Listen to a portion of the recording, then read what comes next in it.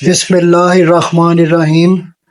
سورہ الاحزاب، سورہ نمبر 33۔ جنگ احزاب سے پہلے کے غزوات۔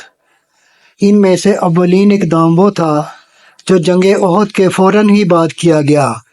جنگ کے ٹھیک دوسرے روز جبکہ بکثرت مسلمان زخمی تھے اور بہت سے گھروں میں عزیز ترین اقارب کی شہادت پر کوحرام برپا تھا، اور رسول اللہ صلی اللہ علیہ وآلہ وسلم خود بھی زخمی اور حضرت حمزہ رضی اللہ تعالیٰ عنہ کی شہادت پر دل فگار تھے۔ حضور صلی اللہ علیہ وآلہ وسلم نے اسلام کے فدائیوں کو پکارا کہ لشکر کفار کے تعاقب میں چلنا ہے تاکہ وہ کہیں راستے سے پلٹ کر پھر مدینے پر حملہ آور نہ ہو جائیں۔ حضور صلی اللہ علیہ وآلہ وسلم کا یہ اندازہ بالکل صحیح تھا کہ کفار قریش ہاتھ آئی ہوئی فتح کا کوئی فائدہ اٹھائے بغیر واپس تو چلے گئے ہیں، لیکن راستے میں جب کسی جگہ ٹھہریں گے تو اپنی اس حماقت پر نادم ہوں گے اور دوبارہ مدینے پر چڑھ آئیں گے۔ اس بنا پر آپ صلی اللہ علیہ وآلہ وسلم نے ان کے تعاقب کا فیصلہ کیا اور فوراً 630 جانثار آپ صلی اللہ علیہ وآلہ وسلم کے ساتھ چلنے کے لیے تیار ہو گئے۔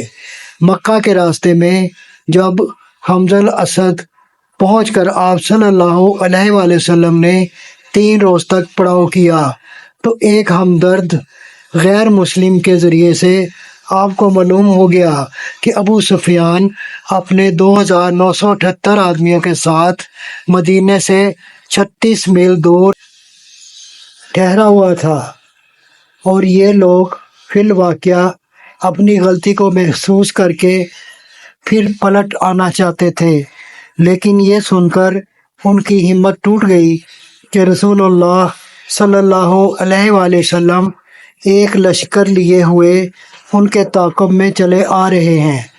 اس کارروائی کا صرف یہی فائدہ نہیں ہوا کہ قریش کے بڑھے ہوئے حوصلے پست ہو گئے، بلکہ گرد و پیش کے دشمنوں کو بھی یہ معلوم ہو گیا کہ مسلمانوں کی قیادت ایک ایسی ہستی کر رہی ہے کہ مسلمان اس کے اشارے پر کٹ مرنے کے لیے ہر وقت تیار ہیں۔ پھر جو ہی بنی اسد نے مدینہ پر چھاپا مارنے کی تیاریاں شروع کی، حضور صلی اللہ علیہ وآلہ وسلم کے مخبروں نے بر وقت آپ کو ان کے ارادوں سے باخبر کر دیا۔ قبل اس کے کہ وہ چڑھ کر آتے، آپ نے حضرت ابو سلمہ ام المومنین حضرت ام سلمہ رضی اللہ تعالیٰ عنہا کے پہلے شوہر کی قیادت میں 150 آدمیوں کا ایک لشکر ان کی سرخوبی کے لیے بھیج دیا۔ یہ فوج اچانک ان کے سر پر پہنچ گئی۔ بدحواسی کے عالم میں وہ اپنا سب کچھ چھوڑ کر بھاگ نکلے اور ان کا سارا مال و اسباب مسلمانوں کے ہاتھ آ گیا۔